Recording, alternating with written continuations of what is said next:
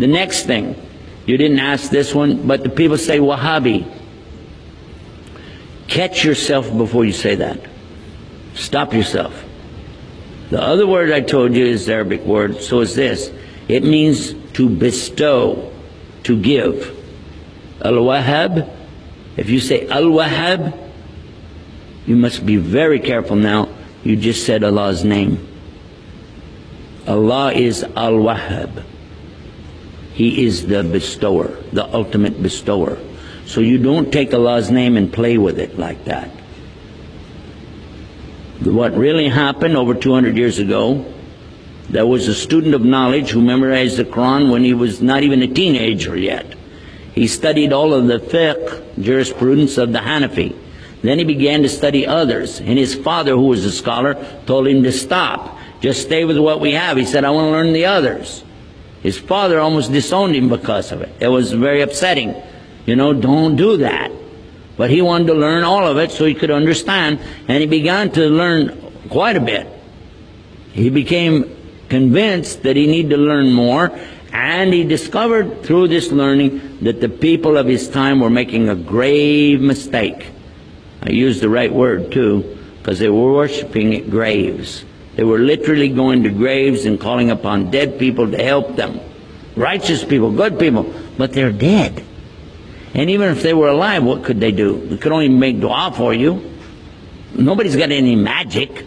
You ask Allah to solve these impossible situations and He can do it. And that's what he was telling the people. And some of those who were making money or getting good position in the community out of these grave worshiping deals took exception to his group because they came in and kicked over all of these monuments on these graves. And of course they had no evidence to support what they did, so instead of dealing with the rationale of why don't you look at what you're doing is wrong, instead they labeled his followers as Wahabi. Why? Because they couldn't call him by his real name. His name was Muhammad, and they would have had to say the Mohammedans. And no Muslim would do that anyway. So they call him Wahabi because his father was Abdul Wahhab. So he was Muhammad ibn Abdul Wahhab, and he wrote a book called Kitab al-Iman. The book, if you read it and take the cover off and you don't know who wrote it, you'll say, this is a great book. It's very good about the belief in Allah is one and the teachings that come with it. It's kind of like a workbook. It just has a few verses or something and then tells you to go look up the rest of it. And it was given to some scholars who were attacking and saying, these Wahhabi people, so and so on. So what do you think about Kitab al-Iman? Says it's a bad book, don't read it. It's okay. So they gave him the book without the cover on it. Didn't tell him. This is a scholar. I'm not going to tell you who. Big scholar. Current. He read it and he loved it. He said, this is the aqidah of a real Muslim, the belief system of a real Muslim. And when they said, well, here's the cover for the book, and he went, huh? And he said, astaghfirullah, I made a mistake. Big mistake.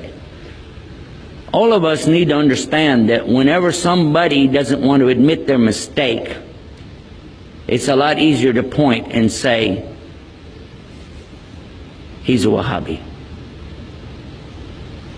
They're so-and-so. They're such and such. Rather than admit what? And we're going to go back and look again at what we said in our speech. The king has no clothes. Ooh. All of us make mistakes. Just admit it. What is the big deal? Only Allah is free of mistakes.